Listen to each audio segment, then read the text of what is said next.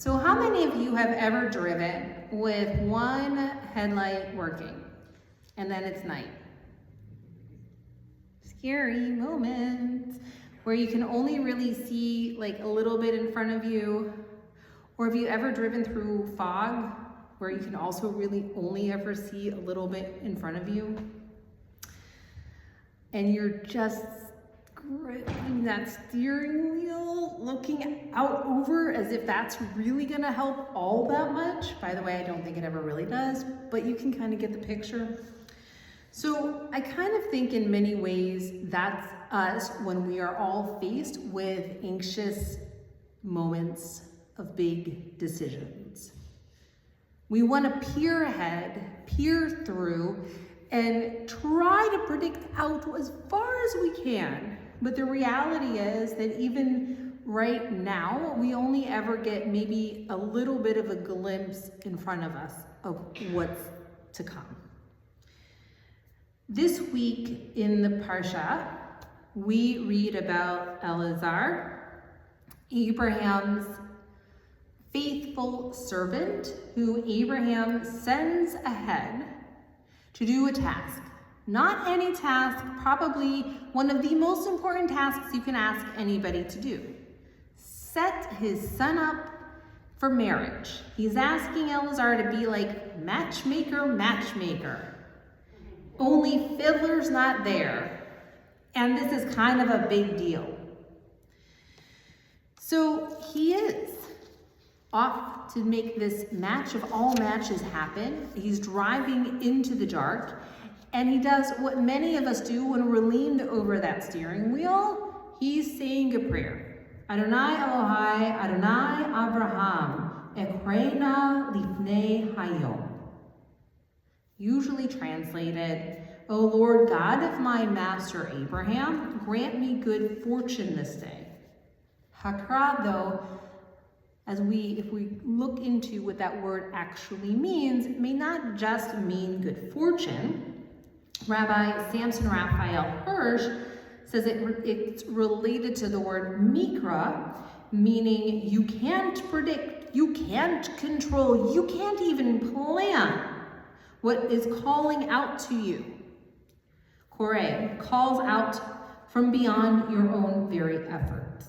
It's what happens to you when you're just trying to navigate in the dark.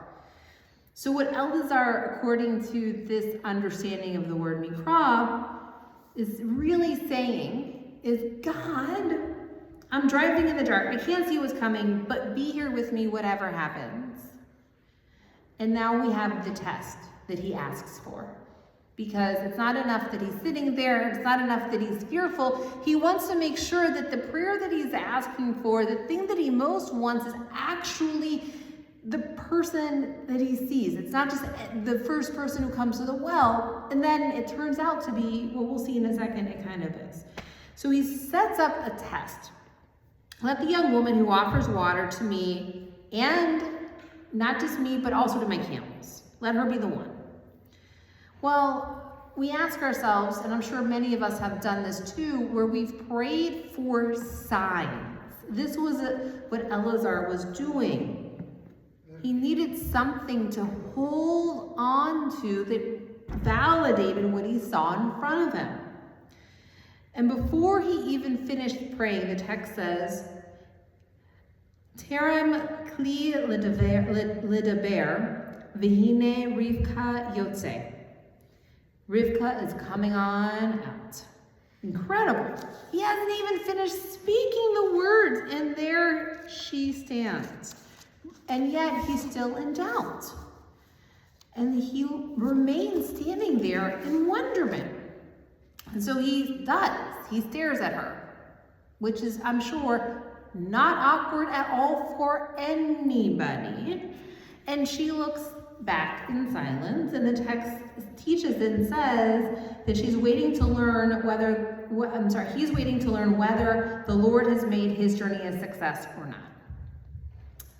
Even after she does exactly what he prays to do, he still doesn't know if it worked. He's still in the dark. He's still anxious, and he's still holding on. And the appearance of Rebecca does not ease this poor man's anxiety. Rather, he's driving with one headlight. So what do we do with the story of Eleazar and thinking about our own prayers? Well, I can tell you what I think most of us normally do. We look at what happened. We say things like, oh my God, it was always in God's plan. Pardon me. We look at it in the rearview mirror and we make sense of all of the actions and we come up with a story. But if we really only do that, then we're not looking ahead either. Rabbi Isaac Shmuel Reggio, a 19th century rabbi, says, what looks like mikra, chance randomness, is actually divine providence to God. From God's perspective, there was an organizing plan. So this guy was already way into narrative therapy. Dr. Flowers, he was a happy camper making stories. He said, yeah, looking backward does create those wonderful narratives. We are connecting the dots.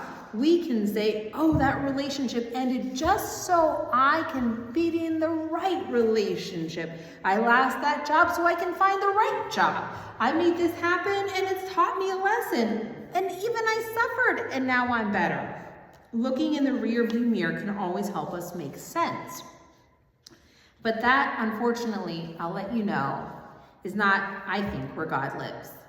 God does not live in the rearview mirror. That narrative, though, is our story that we tell ourselves. It's how we explain events to ourselves, but it's not where life is. Shockingly, we don't all live sitting there wondering and explaining things. We live in the moment. You live here.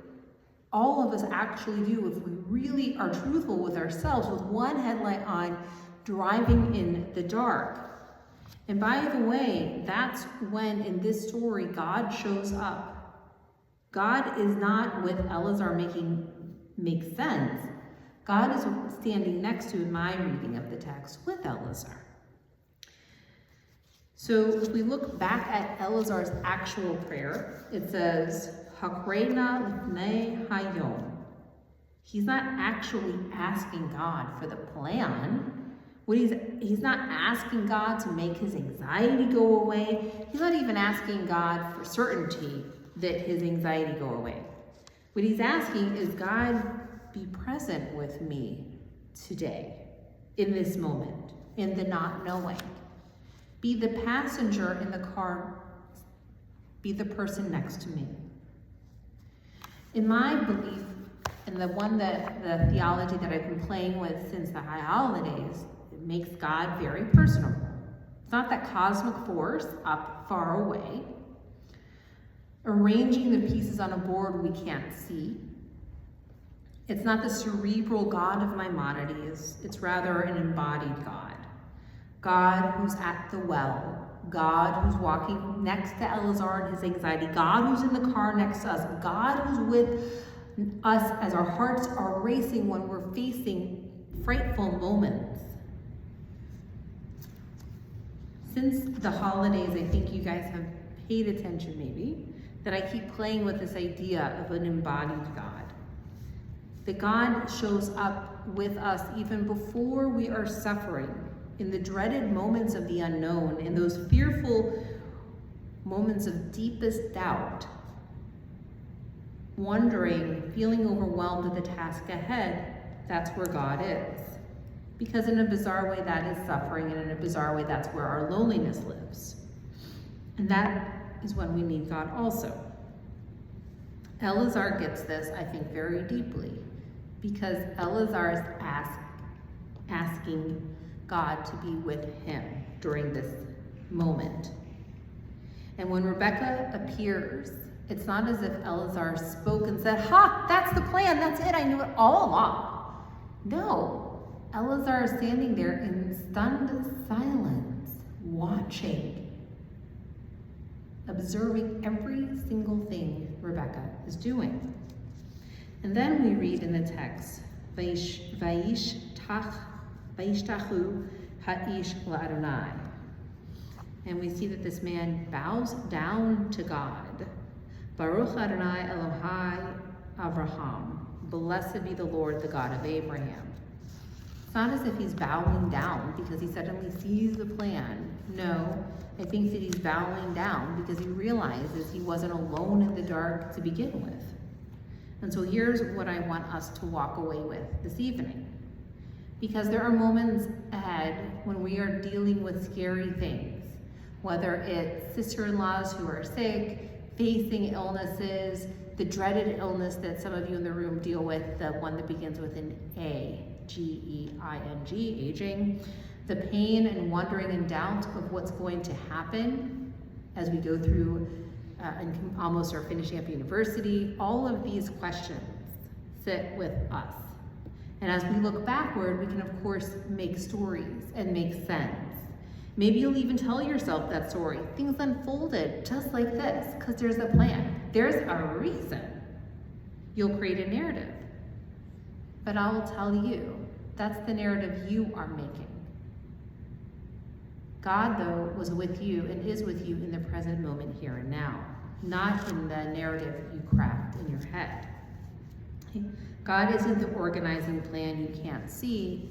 Rather, the theology I'm preaching is that God sits with us, next to us, in the passenger seat.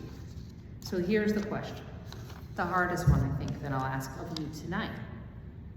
Can you stop and slow down and feel God next to you? Because we live in this world that's coming at us all so fast. Anti-Semitism is rising.